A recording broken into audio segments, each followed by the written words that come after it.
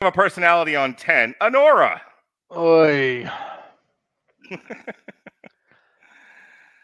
Boy. Do you want me to do the plot synopsis to this one because you kind of had to handle the last showgirl? Yeah, just because I've been talking a lot and I want you to talk a little bit. But let me go ahead and say this.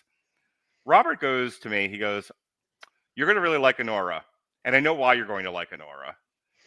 And I went into it, and I knew what it was because I know Sean Baker. Let me do the demographic stuff here, and Yeah. then I'll finish that thought. Anora is a 2024 American comedy drama film written, directed, and edited by Sean Baker. It follows the beleaguered marriage between Anora, who's played by Mickey Madison, a young sex worker, and Vanya Zakharov, who's played by Mark Edelstein, the son of a Russian oligarch. Nobody cares about the rest of the cast. I will get into a lot of the award stuff at the end. Suffice to say, I just wanted to let you know who Sean Baker is. Sean Baker, I knew him from him directing Red Rocket, which we did a review of a couple of years ago. He's also known for The Florida Project from 2017, Tangerine, Starlet, Prince of Broadway, Takeout, and he was the writer, director, and editor, not producer. The rest of these, he's writer, director, producer, and editor. He did not produce four-letter words. So he's got a very specific style. He's won an Independent Spirit Award. He's won a bunch of different film critics awards. He won a Palme d'Or for this actually. Yeah. He won. He's been nominated for a Golden Globe for Best Director and Best Screenplay for Anora. So that's Sean Baker. All right. To finish my thought, and then Robert can get into the plot synopsis. So he's like, you're gonna like this movie, and I know why you're gonna like this movie. And I went into it going, since I know what this is, and I know the kind of stuff that Sean Baker does. So, like I said, I'd watched Red Rocket. Red Rocket was about a retired coming home, back to his home, porn actor. Yeah. And then I was like, okay, well, Sean Baker really likes to take these sort of, under the brick kind of people, just the ne'er-do-wells of the world, and share their stories with us, because their stories, while seem alien, are actually resonant. We can see ourselves in these people despite their shitty as hell circumstances. So I went, okay, I know what I'm getting with Sean Baker. I kind of know what Anora is. And I'd read a little bit about it. I'd heard other critics talk about it on their podcast. I went, all right, I am well prepared for this. And I've seen it win all kinds of awards, and everyone's just fucking glowing about Anora. I got my friends who do podcasts, talk about movies, going, "Oh my god, when are you going to talk about Anora?" And I watched it. You ever just, and I know Robert knows what this is like. I'm about to say this, and he was like, "You ain't just whistling Dixie Buster." You ever just find yourself completely out of step with the rest of the world? All the time. You're just like, I don't understand why. And so I get to the end of Anora, and I was thinking about Robert going, I know you're gonna love this, and I know why you're gonna love this. Did I say love? And Hang on, I really, I don't remember if I said love or not. I said you'd like it. Yeah, and when it was over, I just thought to myself, like, I know why Robert thinks this of me, and he's not completely off base, but this is not what I like. So with that said, well, I also. Hang on, I also know why I could have. When we talk about Amelia Perez, I can very succinctly explain why I think it resonated with you, but we'll get to that. Mm-hmm. She then initiates sex with him. Hang on, he retrieved the wedding ring, the engagement ring that she got, that was worth a considerable amount of money, that the mother took back because she's a whore and doesn't deserve it, quote unquote. And he's like, and you're skipping over an entire conversation that they have. Not that I want to go into. I'm willing to talk about that later, because that I actually do like their conversation in the house, but there's a conference. Well, it sets up the ring thing. That's the only reason why I mentioned it. It does. There's a conversation that they have the night before where they kind of bond, but not really. At which point he sees her as something more than an object of lust, and sees her as a person. So he does something kind for a person that he thinks deserves a bit of kindness. And she, not knowing what to do with that, does the only thing she can do, like an animal, and goes to have sex with him. And then when he doesn't when he treat tried, her hang on, like no, when he doesn't treat her like a suppository, and she's like, "Oh God, you think I'm people?" She cries. Yes, I could not stop laughing through that final scene, and I felt like a terrible person because I know I'm supposed to be feeling about this. You're such a ghoul. Like, how could you laugh at that? I don't know, because I couldn't take this movie seriously. Like, this is the problem. Hang on, you and I have this problem. You told me a little bit before, and like your reaction to this was, this is all just a bunch of people I know doing things I've seen them do, so kind of shrug. Yeah. I've seen a lot of people like this, and I can't do anything but laugh at their chronic bad decisions, because if I don't, I'm going to go insane. It will absolutely drive me up the wall if I can't find the humor in this. And it doesn't help. Again, there's so much of this that just wants to be taken very, very seriously. But I'm watching this movie, and Jerry Springer episodes keep springing into my head because of how everyone talks, how everyone does nothing but yell over each other, the weird physicality that's like, we don't actually want to show violence, but we're going to imply some weird. And then there's a slip and fall routine, and a guy who's concussed, and there's a running gag about how concussed he is for about 40 minutes. Oh man, the light's hurting my eyes. Well, don't throw up in the car. Like, just that kind of thing, and you're telling me I'm not supposed to laugh at this? Okay. It's not. It's a good movie, and depending on who you are as a person and what you define as entertaining, it could be seen as entertaining. I am baffled by the Best Picture. I'm kind of okay. No, I remember my comparison here. Okay. Do you remember where you were with Past Lives and its nomination? Yes, very much. That's kind of where I am with Anora. Okay. Like, there's a bunch of praise being heaped on this, and like, if I squint real hard, I can see it, but in general, I don't. So let me talk about some of the craft elements here, because I think there's two discussions to be had. And the craft element speaks to whether or not this should have been nominated for Best Picture. I think in terms, my reaction to it at the end when I was over, because I think we've talked about this before. We all share a group chat with each other, those that come on the podcast. And some of us will live react to certain things. You know, if Andrew and his son are watching Skeleton Crew, we will get live reactions of his reaction to Skeleton Crew as he's watching it with his son. You know, if Robert's watching something that I put a gun to his head and made him watch, we will get live reactions to Robert. You know, I have tried very hard to limit. I've tried very hard to limit myself to like 3. I'll give myself 3 things I'll type out as a reaction. If that's it. And so my reaction to Anora was the following. This is a very human movie. And the dialogue is very real. This is how people talk to each other. These are things people say to each other. I don't know. It wasn't stylized in any way. It felt almost guttural. You know, if I could very much put myself in the rooms of this movie, and I wouldn't feel like I was part of a dramatic conversation. I would feel like I was part of an everyday people conversation. I don't love a lot of repetition, but I am around people who feel the need to repeat everything. And I know that is part of people's rhythm and cadence and how they speak. So the amount of repetition in this movie, while it drove me up the fucking wall, was very real. It kind of reminded me of Jodie Comer, and how in her speech and cadence and rhythm from the Bike Riders, which I was praised, so I would be remiss if I didn't praise it here. Mickey Madison, I think, gives a almost unhinged, realistic performance of somebody of that kind of person. I think I said this to you before, but it's really difficult to play this kind of person and not have them stray into, boy, I wish you'd get hit by a bus. Yeah.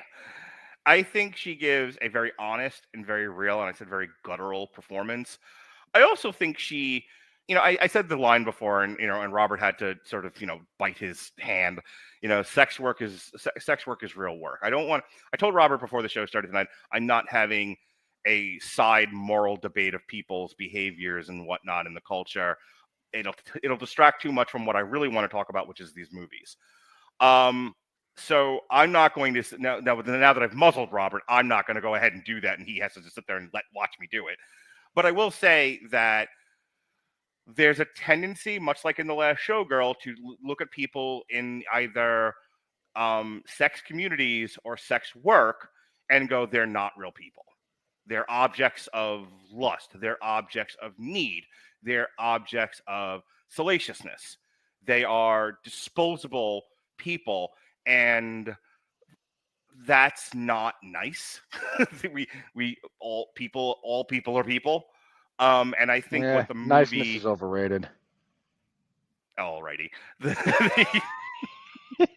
Damn it. I think that the point that Sean Baker is trying to make with this movie is just that. It's that we tend to regard certain elements of our culture as objects and disposable, and they're not. They're people with thoughts and feelings and dreams and needs and wants and boundaries. And how do we navigate that? Poorly, as it turns out. And if you navigated it well, it would make for a poor story. I think just in society we navigate it poorly. Absolutely that. But just since we're talking about entertainment, so I think Madison does a really great job of portraying all of that in her character. I think she does at a minimum a passable job of eliciting sympathy from an audience that isn't naturally there to give it to her. The kid playing the Russian sucks. Like, he's an awesome actor, and he plays the character with that sort of detached deliriousness, stupidity, and immaturity that is also, I think, resonant in our culture, and something that I would be railing against if I didn't want to obey my own rules of this podcast. So suffice to say, I think the actor playing him does an outstanding job of playing a complete, heartless, worthless dipshit. My favorite character in this thing is the kid who plays Igor. Yura Borisov as Igor. He is the heart and fucking soul of this movie. He does a lot of very quiet acting in this, and I say that as a compliment. Well, also, going back to that final scene, he is there to do a job, and he's doing it to the best of his ability. And it's so funny because there's a lot of discussion about what is humane treatment. What, she's going, you assaulted me, and he's like, you were out of control. Funny, I said this to Melissa. Melissa and I were having a conversation earlier by text, and I said, see if I pulled the exact line, because I thought it was a fair bit of genius, if I do say so myself. I said, truth has a way of reflecting someone's agenda at the time. And there's a lot of her having an agenda of, and being from this point of view of, I'm in the right, I am owed, I'm owed, and I am clearly the victim of all of this. Right, and he's going, you're an animal, you were hurting people, possibly yourself, and I felt the need to restrain you for your own safety. You assaulted me. No, I restrain. Like, he actually doesn't dispute a handful of things. Like, no, I never hit you. I restrained you. You knocked. She is not harmed at any point in this movie. She is not punched. She is not hit. She has at some point restrained against her will, and in that sense, yes, she is hurt that way. But believe me, there's a lot worse ways to harm somebody in just restraining them. And they are like cops. They're like taking great care to not harm this wild Wolverine. Meanwhile, she breaks one guy's nose. Like, nearly knocks out one guy. Yeah. Gives who just loses her mind. Yeah. He's like, no, I restrained you. That's all I did. Shrug. Yeah, she bites two guys. She scratches out one of them. Did she brain one of them with a vase or something? Like, there's there's like several pieces of furniture that get broken. And again, the whole and you got to understand why they're there. They're there because they have to bring the boy back to Russia. They're not there for her. I don't give a shit about her. But she, kind of like she has complicated things. Well, she kind of like half believes they're in a real marriage, and half doesn't want to lose her, $1 billion meal ticket. And she is it's one of those things I hate about our current culture is this idea that if I scream my truth loud enough, you'll believe, you'll also then believe what I'm saying is true. Yeah. And it's like, no, you screaming it doesn't make it any more true. So just real quick, back to the question, and then I gotta answer someone's text here real quick. But the performances are all good to great. The cinematography, I think, is competent to good. This also has no fucking story. This is kind of just, the first half of this movie is watching a rich person adopt a pet and for a sex worker to be a willing pet. And then when this arrangement is blown apart by reality and the expectations of adulting, everyone loses their fucking mind. And you're right, then it becomes a sort of madcap chase through the street. And then it ends with, the sort of sobering conclusion of, you put it, stupid people playing stupid games. I choose to look at it more as, as reality in interfering in fantasy. We've talked about this with other podcasts. That's a very weird way to put that. For the record. Well, the two of look, there's the fantasy of I could, that this girl is my girlfriend. She's not. You paid her. There's this fantasy of this guy loves me. He doesn't. He wants a pet. And we're gonna live happily ever after is also a fantasy. When, as he puts it, he owns none of this. It's all his parents, and he is kind of here sowing wild oats. And he is expected to go back to Russia and do whatever it is this family does. And he's trying to, stay in Neverland for as long as possible. And then in the vein of in the guise of the parents showing up, reality comes crashing in and bursts everything apart. And then these characters who were so firmly entrenched in their fantasy now have to deal with that reality. And it hurts and it bites and it squeezes and it leaves them kind of breathless in pain on the floor. Anora, everybody. Yeah, and again, I phrased this movie as watching as another example of the axiom of play stupid games, win stupid prizes. If you're the heir to a Russian oligarch's billionaire empire, then spending a bunch of money on a hooker for a couple of weeks and then getting married spur of the moment in Las Vegas is a stupid game, and you're only going to get a stupid prize at the end of it. And if you're Anora, this utterly immature person you've seen do more drugs than Mick Jagger, who does nothing but play video games all day when he's not moderately entertained by the idea of having sex with you, is not a serious person. And consequently, attaching yourself to said serious person unserious person is a stupid game. You're playing a very stupid game. You're only going to get a really stupid prize. Can we talk about, the fact that people who are severely traumatized, probably in their youth, don't emotionally mature past the age of traumatization, and so I'm not making a judgment on you, but I think it's a lot to expect people with the emotional maturity of an 8 or 9-year-old to make rational adult decisions. I think if you still have the emotional maturity of an 8-year-old when you're 25 and a stripper and a whore, then prostitute. Sorry. I think if you've reached that level, then all you do is play stupid games and win stupid prizes. And the fact that you're not willing to acknowledge that doing the same thing over and over and expecting different results is a marker of insanity.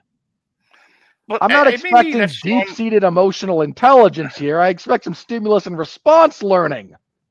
But I think that's Sean Baker's point, is that these people are out there in the world, existing and toiling and bumblefucking through life, and that we should not expect them to make good, sane, rational, moral decisions.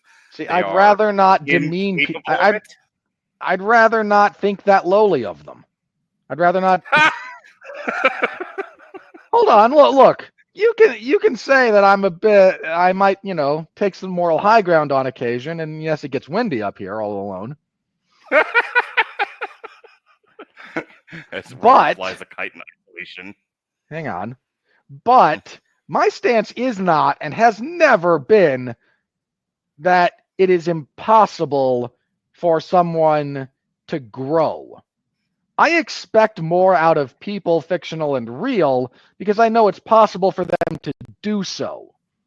Because if all you aspire, I'm the really cynical one on this podcast. You are. Look, man, you and I have the layers thing going on here. The surface layer is I'm the cynical jackass who can't take anything seriously and hates everything. And you're the upbeat guy who doesn't mind the jingling keys. We go one layer deeper and you resent the jingling keys. And my response is, can we use the jingling keys to get people up? Like, can we? You're not wrong. You know what's funny? I'm like a lapsed Catholic, and my faith is the belief humanity is good. I have watched, I have tried, and I have been left wanting, and I'm tired of being hurt by and disappointed by the expectation that people will grow and mature. If it happens, great. I'm just sick and tired of being that guy wanting it to happen for people and people adamantly refusing and then yelling at me to having the expectation in the first place. So I look at a movie like it's really the last part of that kind of really sucks. When someone's response to you expecting good or better of them is just, well, how dare you have expectations of me? Like, so that's where you're falling apart. Anora, and I think that's why I'm not connecting with Anora the way you expected me to, or that I think the way the rest of the world seems to be, is I'm looking at these people going, they are acting baseline. They are baseline for these kinds of people. I expect no more of them. I expect no less of them. And I don't understand why this story, as it's presented, has people going, oh my God, it's the best movie of the year. I can give you say it is the most well done. Like, that to me is baffling. There's two kinds of people for whom that is true, who are saying that. One is the deep film nerd who can get deep into the craft and deep into the performances and the dialogue and all of that stuff and go, you know what, this is really great. And I don't think that's an unfair way to look at this movie. Here's the other kind of people who are really just bowled over by this thing. These are the idiots who are gut punched when the kid goes, well, thanks for making my last trip to America memorable. And they go, oh, he never loved her. Like, no shit. Do you think it's a generation of people raised on Pretty Woman thinking that's reality?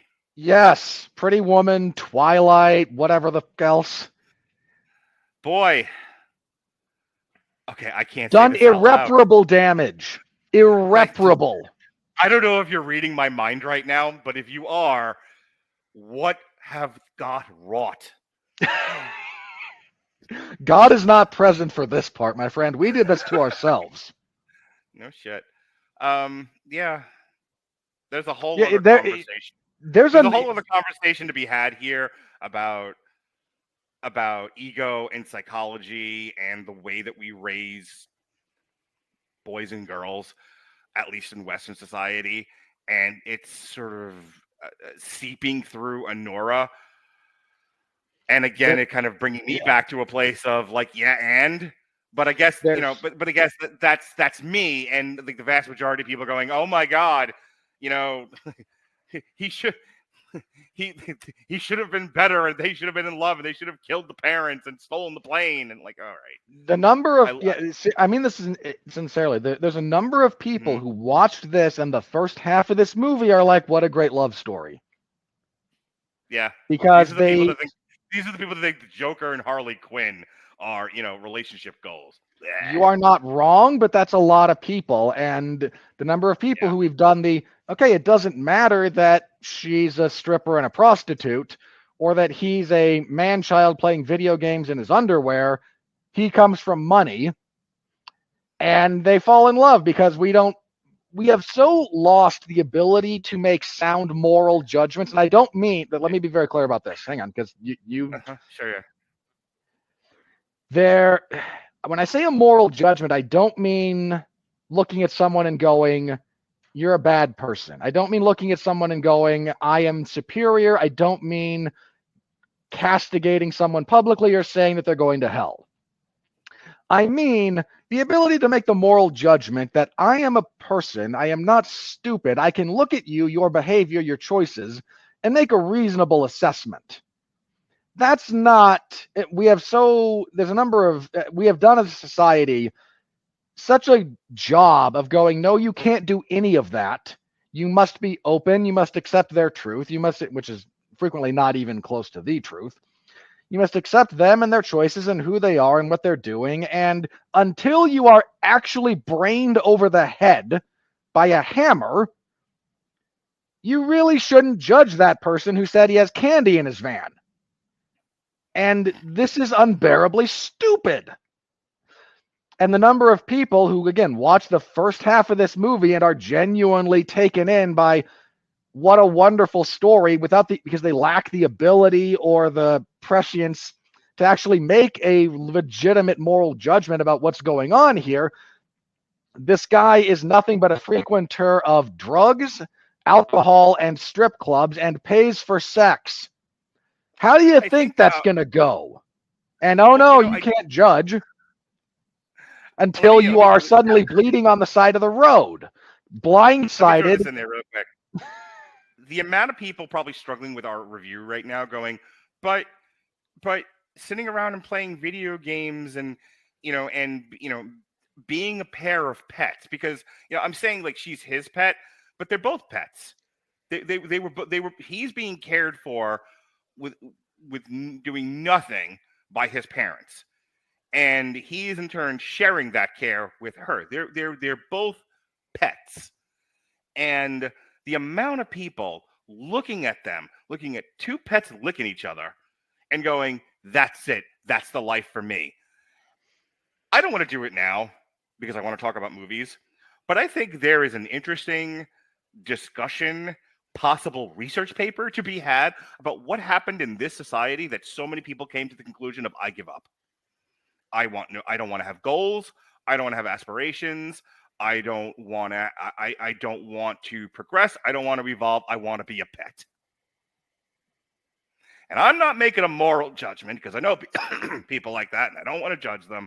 But I do think it's interesting that we went from the greatest generation to the fucking pet generation. Well, there is in what, 50 years? No, we're about 70 now. We're closer to 80. Yeah. Yeah, it's, I don't know. I mean, again, that's something we can just talk about endlessly, and it's not really the purpose of what we're doing here, but there's craft elements to Anora to close this up. I echo your sentiments on the acting. The dialogue doesn't feel like it's scripted dialogue, so big thumbs up, but the story, such as it is pretty weak. And if you're the kind of person taken in by the opening third to half of this movie and go, oh boy, isn't that so brilliant? And isn't it great that they're in love? Like, you disgust me. Okay, that's what it's. I want to say something nice about the editing really quick.